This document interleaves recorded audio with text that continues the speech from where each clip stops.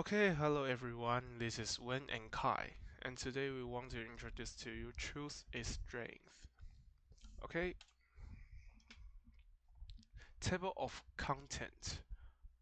Today we want to introduce to you White Terror. Yeah. So this is 1 to 5 our point. And what was the White Terror? Declassification is not a witch hunt. Why it benefits the whole nation. National security can still be protected. And conclusion. Okay, what was the White Terror? I would like to begin by asking a simple question. What was the White Terror? The White Terror was a period of political suppression in Taiwan that lasted from 1949 to 1987, almost 40 years. During this time, the government imposed martial law and used extreme measures to control public opinion and suppress opposition. If someone was suspected of being anti-government, even without evidence, they could be arrested, interrogated, imprisoned, or even executed. According to official numbers, around 140,000 people were investigated for political reasons. Among them, 3,000 to 4,000 people were sentenced to death, and about 10,000 were imprisoned, many without public trials. This wasn't just about members and numbers. Each number represented someone's father, mother, brother, or friend. Entire families suffered silently. Many victims disappeared, and their loved ones never knew what happened. The White Terror is a painful part of Taiwan's history, one that we are still learning to face and understand.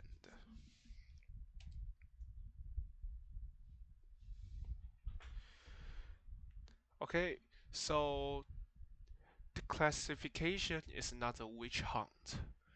Some people may ask, why open up these files now? Isn't this just digging up the past? Or even will this cause political conflict or division in society? But the truth is, facing history is not about creating more conflict.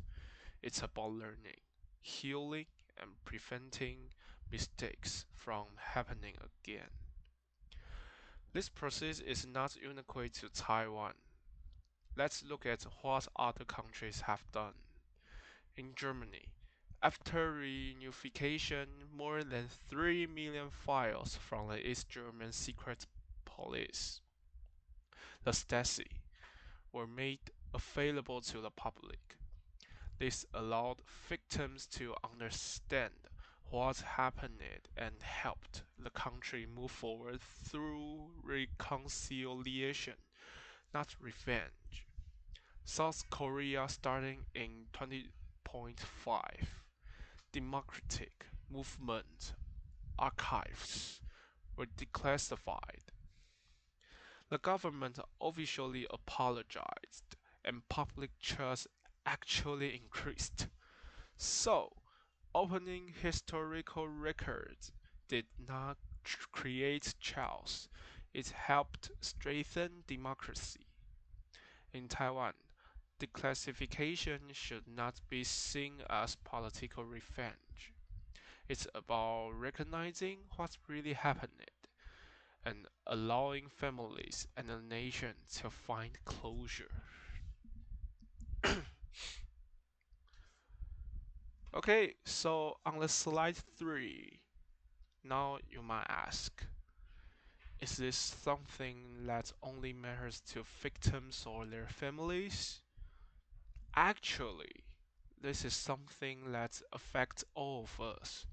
In 2022, the Taiwan Association for Human Rights conducted a public opinion survey. They found that 64% of Taiwanese people supported full declassification of White Terror archives. Interestingly, 43% of those supporters identified with the Blue King political views. This shows that people from all political backgrounds believe in the importance of truth and transparency. So far, the government has already exonerated over 4,000 wrongful convictions from the White Terror period. And guess what? There has been no social unrest, no protest, no instability, just a quiet, careful step toward justice. Understanding history helps society grow stronger, not weaker. It teaches us tolerance, critical thinking, and compassion.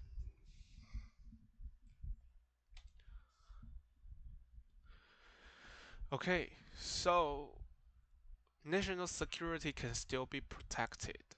Why? One concern people sometimes raise is national security. Let's ask, if we open these archives, won't we risk leaking sensitive information? That's a fair question. And the good news is there are systems in place to handle that. Today, around 80% of White Terror case files have already been digitized and partially made public. Before anything is released, the documents go through a formal review process. If a file contains military or diplomatic information, those parts are redacted. Also, the National Security Council works together with the review committees to carefully balance transparency and protection. This means declassification does not put national security at risk. It's not about opening everything all at once. It's about opening what the public has a right to know, while keeping sensitive parts safe.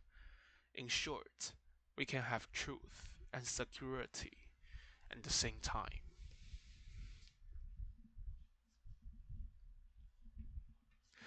Okay, so let's end with a clear message. Opening these historical files is not about dividing Taiwan. It's about facing our past together and becoming a stronger, more united society. In 2023, a joint survey by the reporter and Academia Sinica found that 72% of Taiwanese people believe that learning about the White Terror is essential to democratic development, and 54% of respondents hope that future generations can learn about transitional justice in school. This tells us that Taiwan is ready. Ready for what?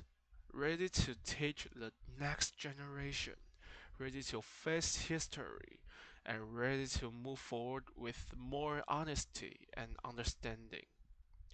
Because a healthy democracy doesn't hide its past, it learns from it. So, this is our point, and this is our reporter. And hope you enjoyed. Thank you for listening to that. This is Kai and Win. Thank you.